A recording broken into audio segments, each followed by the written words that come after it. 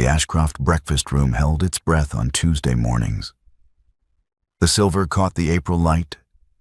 The broad sheets lay folded with military precision, and the footman at the sideboard had learned, in 4 years of service, to become invisible precisely when the Duke and Duchess spoke.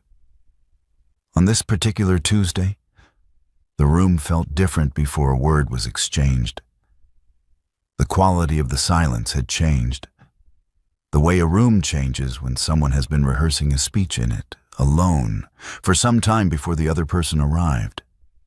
Lady Alara Vane, Duchess of Ashcroft, spread butter across her toast with the same steady hand she brought to everything. And Lord Jasper Vane, Duke of Ashcroft, sat across from her with his coffee cup held in a grip that was slightly too deliberate. The grip of a man who has decided to do something before his nerve fails him. He set the cup down. The porcelain click was deliberate. "Alara," he said, "I need to tell you something." She did not look up from her toast. "I have been seeing someone," he said. "A woman, Mrs. Fontaine. It has been 5 months. I am telling you because you deserve honesty, and I intend to end it." She set the knife down. She looked at him. Her face was composed, warm, the expression of a woman at a particularly interesting supper who has just heard something she finds mildly surprising. "I know," she said. Jasper opened his mouth, closed it. "I have known for 3 months," Alara said. "Your Thursdays, Jasper. You are never home on Thursdays. Your carriage was seen on Curzon Street. My mantua maker mentioned it twice, with the particular delicacy of a woman who is not certain she should be mentioning it at all. And the way Sir Malcolm speaks to you at dinner now. He speaks to you the way a man speaks to someone he holds something over. I noticed that in January." The footman at the sideboard stopped breathing. Alara picked up her teacup. "I invited her for dinner tonight," she said. The silence was absolute. "You invited Mrs. Fontaine," Alara said, "for dinner, tonight. 8 guests. She is seated beside Lady Crewe." Jasper's hand went flat on the table. Not a fist. The splay of a man who has reached for something solid and found only linen. "Why?" he said. "Because you sat down at this table with a rehearsed speech," Alara said, "and you expected me to cry. I do not cry at breakfast, Jasper. I host dinners." She lifted her cup and drank. Her wedding ring caught the morning light, and it was on her right hand. He had not noticed.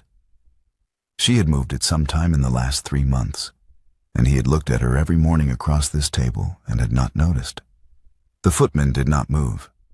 The broadsheets lay unread.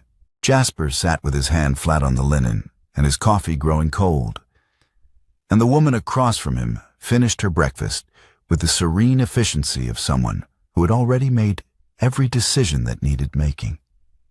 He had walked into this room believing he controlled the moment. He understood now, looking at her right hand, that he had controlled nothing. 2 days before the dinner, Lady Montrose arrived at Ashcroft in a traveling carriage that announced itself with the particular authority of a woman who does not require an invitation to visit her own daughter. She was 57, sharp-eyed, and had the manner of someone who had spent a lifetime watching people arrange themselves into positions they believed were dignified. She found Alara in her sitting room. The seating chart spread across the writing table in a configuration that had clearly been revised many times. Names on small cards, crystal placement markers, a diagram of the dining table with each position annotated in Alara's precise hand. Lady Montrose sat down across from her daughter without being asked and looked at the chart for a long moment. "Who goes beside Isabel Fontaine?" she asked. "Lady Crewe," Alara said, without looking up. "And Sir Malcolm?" "Directly across from Jasper." Lady Montrose was quiet for a moment. "You are your father's daughter," she said finally. "He planned his parliamentary speeches the way you are planning this dinner. Exactly this way. Cards on a table, every variable accounted for. Every word in its proper position." "Father's speeches changed votes," Alara said. "They did," Lady Montrose said. "They were also a way of avoiding conversations with your mother." She paused. "Planning is not the same as feeling, Alara. You know that." Alara's hand stopped moving over the cards. "What do you actually want to happen tomorrow night?" Lady Montrose asked. The sitting room was quiet. Outside, a carriage moved along the drive, and the sound of it faded into birdsong. Alara looked at the seating chart, at the careful architecture of it, the precision, the weeks of thought compressed into small cards on a table. She did not answer. She could not answer, and the inability to answer was itself an answer, one she did not wish to examine. "I want the truth to be visible," she said at last. "I want what Crew built to be named. I want Jasper to see it." "That is what you want to accomplish," Lady Montrose said. "I asked what you want." Alara set down the card she was holding. "I do not know," she said. "I have not thought past the dinner." Lady Montrose looked at her daughter for a long moment. The composed face, the steady hands, the sitting room that was as perfectly ordered as everything Alara managed. "Then, perhaps," she said, "that is the most honest thing you have said since Tuesday." She rose, kissed her daughter's forehead, and left the seating chart exactly as it was. Separately, on the same afternoon, Jasper went to Crew. He found his advisor in the study at Crew's townhouse, a room lined with the evidence of political management. Correspondence files, parliamentary schedules, letters from borough representatives. Crew looked up from his desk with the particular composure of a man who has already heard the news and has been preparing his response. "My wife knows," Jasper said. "Yes," Crew said. He set down his pen. "I suspected she might, from the guest list." "When did you discover she knew?" "She told me at breakfast. She has known for 3 months." Crew was quiet for a moment, and then he said, in the measured tone of a man identifying a problem and proposing its solution, "Let me manage this quietly. Your wife is a perceptive woman, but she is also a practical one. If the dinner proceeds, there will be a scene. The kind of scene that damages everyone involved, including you politically. Allow me to speak with her. I can explain the situation in terms that—" "She does not make scenes," Jasper said. Crew paused. "She makes dinner parties," Jasper said. "She has seated Mrs. Fontaine beside your wife and you across from me. And she has done it with the warmth of a woman hosting a pleasant evening for friends. That is worse than a scene, Malcolm. That is considerably worse." Crew's expression shifted, the small, controlled shift of a man recalculating. "Then let me speak with Mrs. Fontaine," he said. "Before the dinner, I can ensure that the evening remains—" "Remains what?" Jasper said. Crew looked at him. "Manageable," he said. The word sat between them. Jasper stood at the center of the room with his hands in his pockets and thought about manageable, about Thursdays managed, correspondence managed, parliamentary votes managed, a marriage managed from the outside by a man whose discretion was not a service, but a mechanism. He thought about Alara's right hand at the breakfast table. He left without agreeing. He also left without dismissing Crew. And that failure, that half-step, that inability to end the arrangement cleanly, followed him all the way back to Ashcroft. The dinner evening arrived with a particular inevitability of something that has been set in motion too precisely to be stopped. Alara sat at her dressing table while her maid Foster worked through the ritual of the pearls, the long strand, the double clasp, the careful arrangement at the throat. The back of her gown was still unfastened when Jasper appeared at the door. He had fastened her gowns 100 times, 300 times perhaps, across 4 years of evenings. It was a habit so established that Foster stepped back without being asked, Havre leaving the room to its particular silence.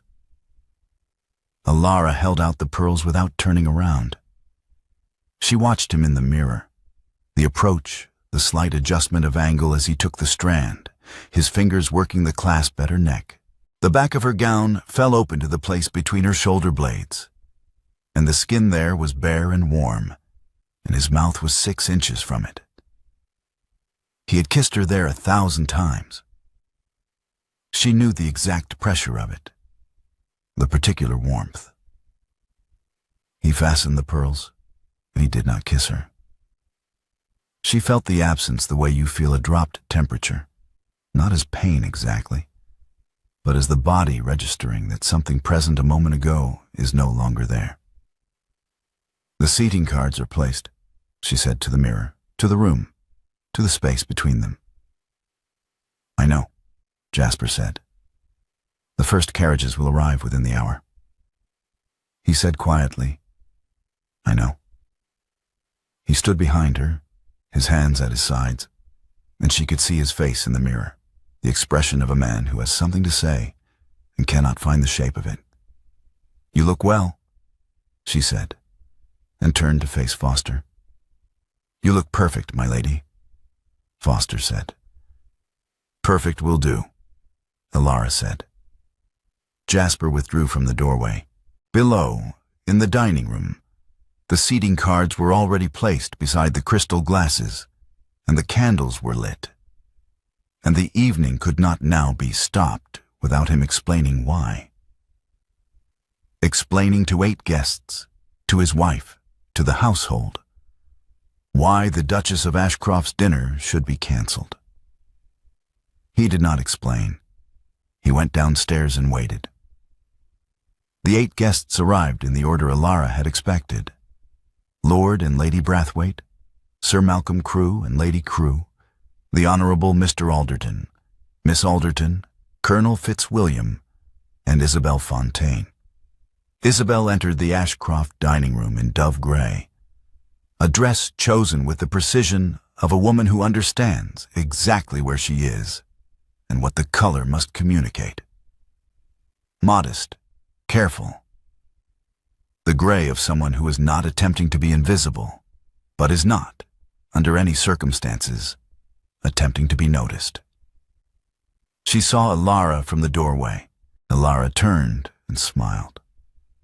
And the smile was warm and full, and carried the complete social warmth of a duchess receiving a guest she is genuinely pleased to welcome. She gestured toward the table. Mrs. Fontaine, I am so glad you could join us. You are just there, beside Lady Crewe. Isabel moved to her seat. She found the placement card and looked at it. And then she looked at Lady Crewe beside her. And then she looked across the table at Sir Malcolm Crewe. And then she looked at Alara, who was already attending to Colonel Fitzwilliam with the same warmth. And she understood, from the placement card alone, what the Duchess of Ashcroft had constructed around her. She sat down. Her hands in her lap were steady. She was 26, a widow with a modest pension and a stipend that had purchased her independence for 8 months. And she was sitting in the house of the woman she had helped betray. And she was steadier than most people would have been. Crewe took his seat across from Jasper. He surveyed the table with the assessment of a man reading a battlefield and finding the terrain less favorable than anticipated. The seating arrangement was not accidental. He understood that immediately, and its architecture told him that the Duchess had known and planned and that the evening had a shape that he had not been consulted about. He attempted, during the soup course, to redirect the conversation toward Jasper's position on the canal bill's third reading. The Duke has been working through a rather elegant solution to the northern access question, he said, addressing the table with the comfortable authority of a man accustomed to being heard. Perhaps you might share your thinking, Your Grace. Ilara turned to Lady Brathwaite. I have been meaning to ask. I understand your daughter's school in the village has a new teacher. I should love to hear about the curriculum. The conversation shifted. Crewe waited and tried again during the fish course, mentioning Jasper's position on the county magistracy appointments and the broad support he had assembled among the local landowners. Colonel Fitzwilliam, Ilara said, I believe you had some thoughts on the Northern Road question? I recall you mentioned it at the Brathwaites last month. The colonel had thoughts. The conversation shifted again. Beneath the tablecloth, as the surface of the room held its perfect social warmth, Jasper's hand moved. It moved across the linen until his fingertips rested against Ilara's wrist, not holding, not gripping, barely touching. The instinct of a man who, in the middle of something he could not control, reached for the person he had always trusted to know what came next. She felt it. She allowed it, the light contact, the warmth of his fingers against the inside of her wrist. And she continued her conversation with Lady Brathwaite without her voice changing at all. For several minutes, she allowed it. Then, when the second course arrived and the footman moved around the table, she withdrew her hand to accommodate the service and did not return it, and felt him register the withdrawal in the slight adjustment of his posture beside her. The second course was set. The room settled. Ilara turned to Isabelle Fontaine.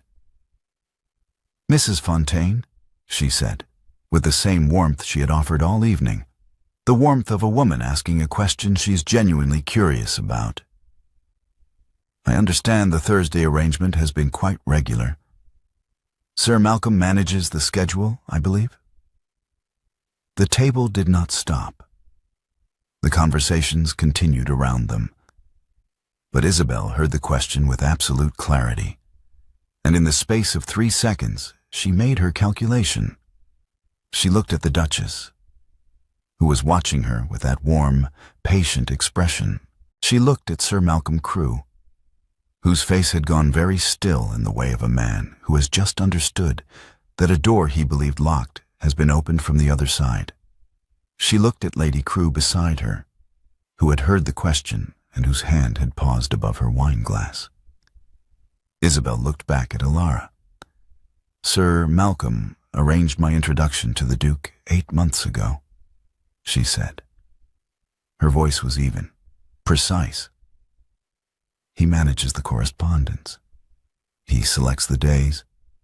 He has made it clear on several occasions that the arrangement continues at his convenience rather than the Duke's. The table went quiet. Crewe said, Mrs. Fontaine is understandably. He told me, Isabel continued, that the Duke had requested my company. He told me that discretion was essential, he said, to the Duke's political position. He also made it clear that if I spoke to anyone about the arrangement's terms, including the Duke himself, the stipend would end, and my reputation would be managed accordingly. Lady Crewe's hand set her wineglass down. She was looking at her husband. Crewe said, This is the account of a woman who... Sir Malcolm. Ilara's voice had not changed in temperature. It was still warm, still the voice of a hostess managing the flow of her table. You introduced a woman to my husband in order to create a secret you could hold. And with that secret, you directed his vote on the Canal Bill's second reading, his position on the borough appointments in February, and his recommendation on the county magistracy not 3 weeks ago. You did not arrange an affair. You built a leash. Your Grace, I must protest. The protest is noted. Lara looked at him across the table. And it is irrelevant. Jasper had been silent. His hand was flat on the table, the same flat, reaching splay as at the breakfast table Tuesday morning, the hand of a man reaching for something solid. He looked at Crew. He looked at Isabel. He looked at his wife, who was watching him with that composed, warm expression. And he felt something move through him that his body understood before his language did. He pushed back from the table. The chair scraped marble, the sound of something irreversible. And he stood. "Sit down, Malcolm," he said. Crew sat. Jasper stood with his hand gripping the back of his chair and his mouth open. And the words came in pieces, in the broken, incomplete way of a man whose categories have collapsed and who is speaking from the wreckage. The introduction. You arranged it. The Thursday schedule, that was you. The canal votes, the borough appointments, all of it was. I thought I chose this. I thought the affair was my failing, my weakness, my confession to make a breakfast. You arranged it. You selected her. You managed the schedule. His voice broke on the last word, fractured on it. I was managed. Your Grace, I have served your interests. You served yourself, Jasper said. Through me, through her. He looked at Isabel, and there was something in his face that was not anger, something rawer than anger, the expression of a man discovering he was not the protagonist of his own betrayal. I thought I chose this, he said again, quieter. I thought at least that was mine. The remaining guests had discovered urgent interest in the garden. Lady Brathwaite murmured something to Colonel Fitzwilliam. The Aldertons were examining the tablecloth. Isabel rose. I would like to leave, she said. Alara looked at her. Mrs. Fontaine, you made a choice tonight and you named it honestly. My solicitor will contact you tomorrow if you wish to make a formal statement regarding Sir Malcolm's conduct. Isabel nodded. She left the dining room without looking back. Alara turned to Crew. You are dismissed from my husband's service. Lady Crew will hear from my solicitor regarding the political arrangements you managed through this household. She paused. You may leave through the servants' entrance. The front door is for guests. Crew left. Through the servants' entrance. The dining room held 2 people and a great deal of candlelight. Jasper stood gripping his chair. Alara sat with her napkin beside her plate, her pearls catching the light, her hands folded in her lap. You knew, Jasper said. For 3 months. I watched you leave every Thursday, Alara said. I saw the carriage. I watched how Crew spoke to you at dinner, the way a man speaks to someone he owns. I followed the pattern. Why didn't you tell me? She looked at him across the ruined table. Because telling you would have been a conversation, she said. I did not want a conversation. I wanted a dinner. The admission left her mouth, and she heard it. Heard the honesty of it, the cost of it. The first true thing she had said all evening. That is the most honest thing you have said tonight, Jasper said. I know, she said. I am not proud of it. Within 3 days, the dinner had become county knowledge. Lady Crew had sat at the table and heard her husband described as a man who arranged mistresses as political instruments. She had left Ashcroft that night with her face composed, and her thoughts moving in the particular direction of a woman who has just discovered that her husband's management of other people's lives extended considerably further than she knew.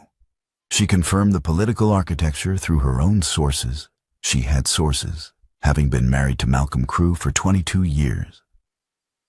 And she told Lady Brathwaite on Friday morning and Lady Brathwaite told 2 women by Friday afternoon. The affair was public. Crewe's manipulation was public. Everything Alara had planned to expose was now visible to the county. She had calculated this cost. She had sat with the seating chart and understood that the dinner's success depended on witnesses, and that witnesses meant the information would travel. She had accepted this, but the weight of it, the particular weight of walking into the village on Saturday and feeling the quality of people's attention shift, was something she had calculated without quite feeling it. She had not slept well. She was walking the garden terrace at dawn when she could not sleep, 2 days after the dinner, moving along the stone balustrade in the gray light, with her shawl pulled close and the household still around her. She heard Jasper's footstep on the terrace before she saw him. He came and stood beside her at the balustrade, close enough that she could feel the warmth of him without any contact. And for a long moment, neither of them spoke.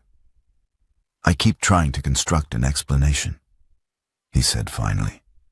"Every explanation I build is technically sound. I know it means nothing." She waited. "I am good at saying useful things," he said. "I have never been good at saying true ones.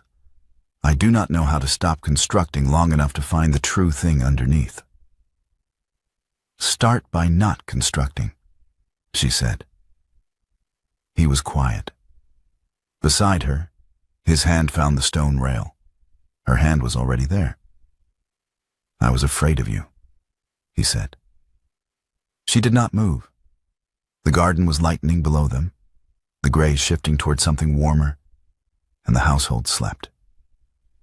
"Of being married to a woman who sees me," he said, "who knows when I am being lazy, who notices when my speeches are borrowed from better men and does not pretend otherwise.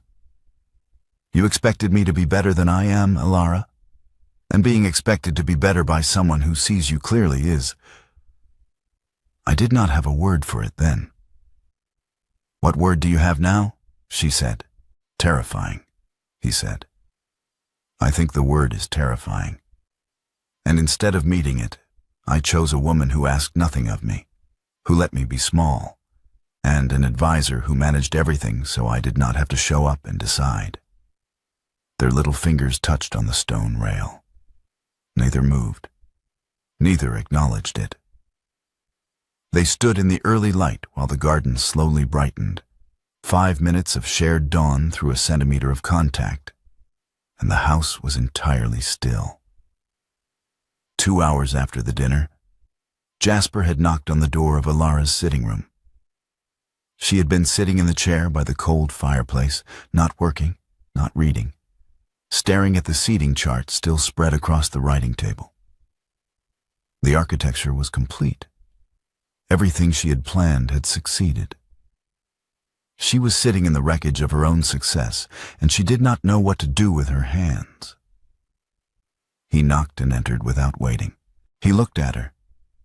Sitting in the chair, the seating chart between them, her pearls still at her throat and her gown still perfect, and her face no longer performing anything. And he sat down across from her. Elbows on his knees, hands clasped. The posture of a man who has stopped trying to look composed. "You designed that dinner for 3 months," he said. She answered simply, "Yes." He looked at his hands. He looked at her. He ran one hand through his hair, a gesture she had not seen since the early months of their marriage, when he was working through the canal speech and could not find the argument. When he would sit in this room until 2 in the morning, and she would bring him coffee without being asked. She remembered his hands in his hair. She had liked it then. She found, with some surprise, that she still did. "I was afraid of you," he said. "From the 2nd year. You saw me, saw when I was being lazy, when my speeches were borrowed, when I delegated because I was bored, rather than because I was busy. You made me better. You made me better in ways that exhausted me, And instead of being grateful for it, I was... He stopped, pressed his hands together. I hid, in a woman who asked nothing, in an advisor who managed everything. I outsourced my marriage and my politics because both of them required me to show up. And showing up frightened me. Alara looked at him across the cold fireplace and the seating chart. "Did you love me?" she asked. "The second year, when we argued about the canal bill until 3 a.m, and you brought me coffee because you noticed my cup was empty." "Yes," he said. No hesitation. "When did you stop?" He looked at her directly. "I did not stop," he said. "That is the worst part of all of it. I loved you the entire time. I was unfaithful to a woman I loved because being loved by you required me to be someone I was not yet brave enough to be. I chose the easier thing. I chose the smaller version of myself because it cost less." The fireplace was cold. The seating chart lay between them. "The dinner was extraordinary," he said. "It was the most brilliant, devastating thing I have ever witnessed, and it was also a way of avoiding this conversation." The blow landed. She felt it land. "My mother said the same thing," she said. "Before the dinner. She said planning is not the same as feeling." "Your mother is correct. She usually is. I find it profoundly inconvenient." Something shifted in his face. Not quite a smile, but the precursor to one, the expression of a man remembering that he used to find this woman funny. "Alara," he said, "I do not know what happens now. I do not know what I have any right to ask for. But I know that I spent this evening watching you dismantle what Crew built, watching you do it with complete precision and complete composure. And I know that somewhere in the middle of it, I stopped being afraid of you and started being..." He stopped again. The vocabulary failed him in the way it always failed him when the thing he needed to say was true. "Say it without constructing," she said. "Grateful," he said, "and ashamed, in equal measure." "You do not need to be grateful," she said. "The dinner was not a gift." "I know what it was," he said. "It was 3 months of pain given the shape of a dinner party." "I know that." She looked at him. The first honest look she'd given him in 3 months, not the composed warmth of the hostess, not the precision of the woman who had designed the evening, but the look of a woman sitting in a chair at midnight, who is too tired to manage anything and is looking at her husband across a cold fireplace. "I spent 3 months designing the dinner," she said. "I did not design anything after it. I have no plan for what comes next. I do not know what I want."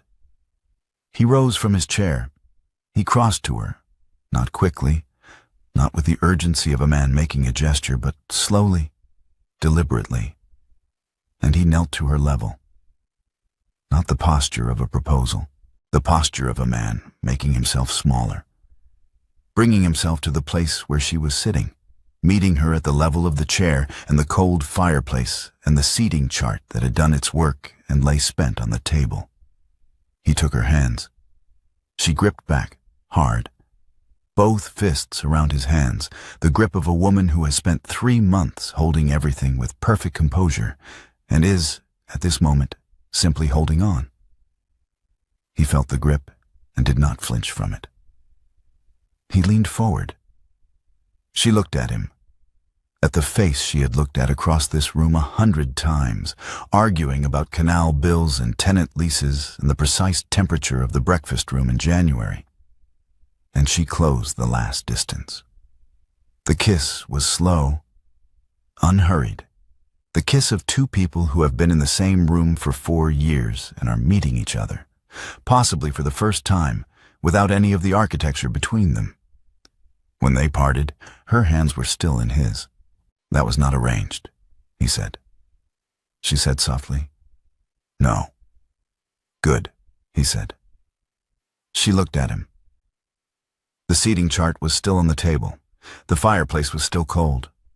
Outside, the county was already beginning to talk. "We will need to address the political consequences," she said. "Crew's removal will affect the canal bill votes, and there will be questions about the borough appointments." "Tomorrow," he said. She agreed quietly. "Tomorrow." He was still kneeling. She was still holding his hands. The sitting room held the particular quiet of a place where something has just happened that cannot be undone. Not the dinner, not the dismissal, not the exposure, but this. Two people without a plan, sitting in the same room, choosing not to leave it. 6 weeks later, the Ashcroft breakfast room, the same morning light through the same tall windows, the same silver and porcelain, the same arrangement of eggs and broadsheets, the same footman at the sideboard who had learned, over 4 years, to be invisible when the Duke and Duchess spoke. Alara was reading the village school's quarterly report. Attendance was up, considerably up, Mrs. Aldwell reported, since the appointment of a proper teacher in March. The schoolroom had new books. The quarterly report noted, in Mrs. Aldwell's careful hand, that the books had arrived anonymously, paid for through the estate accounts, and that she wished to express her particular gratitude to whoever had arranged it. Jasper entered, sat, and poured her tea. No sugar. He had been pouring her tea at breakfast for 3 weeks, since the night in the sitting room, and he had noticed on the second morning that she took no sugar, and he had not needed to be told again. She noticed him noticing. She had not mentioned it. "The school report is good," she said. "Mrs. Aldwell says attendance is up," he said. "Because you paid for the books," she said. He looked up. "You were not meant to know that." "I manage the household accounts," she said. "I know every expenditure. I have known since the books arrived." "You did not say anything?" "I was waiting to see if you would mention it." "I was not going to mention it."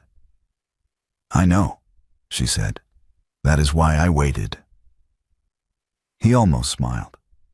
She almost smiled. The breakfast room held its breath in a different way than it had 6 weeks ago. Not the held breath of a performance about to begin, but the quieter breath of two people who have learned to sit in the same room without requiring anything to happen. She set down the report and looked at him across the table. The same distance, the same morning light, the same breakfast arrangement as the Tuesday morning he had set down his cup with that deliberate click and delivered his rehearsed speech. But his hand was not flat on the linen. It was holding the teapot, and the tea in her cup was the right temperature, and there was no sugar. "You are staring," he said. "I am noticing," she said. "There is a difference I am still learning." "You are learning slowly." Her mouth curved. "I am," she said. "The mornings help." He set the teapot down. He reached across the table and put his hand over hers. Not the flat reaching splay of a man looking for something solid, but the deliberate placement of a man who has found what he was reaching for and is choosing to hold it. Her wedding ring was on her left hand. She had moved it back on the third morning after the dinner, quietly, before breakfast, and he had noticed immediately and had not said anything. And she had noticed him noticing and had not said anything. And the ring had been on her left hand every morning since. Outside, the April light was steady through the tall windows. Below in the village, the school had new books and a proper teacher, and the county was still talking about the worst dinner party in its recent history. And Sir Malcolm Crewe was managing someone else's political affairs in a different county. And none of that was in this room. In this room, the Duchess of Ashcroft drank her tea at the right temperature, and the Duke of Ashcroft kept his hand over hers on the breakfast linen, and the footman at the sideboard allowed himself, very carefully, to breathe. Two people who had survived the most precisely designed dinner party the county had ever witnessed sat in the same room they had sat in 6 weeks ago, at the same table, in the same morning light. And they were choosing it. Not because the damage was repaired, because damage of that particular kind does not repair so much as it becomes part of the structure, worked into the grain of things, but because the woman who had moved her wedding ring to her right hand and spent 3 months designing a dinner had moved the ring back, and the man who had confessed at breakfast expecting tears had learned to pour tea without being asked. And both of those things were true at the same time.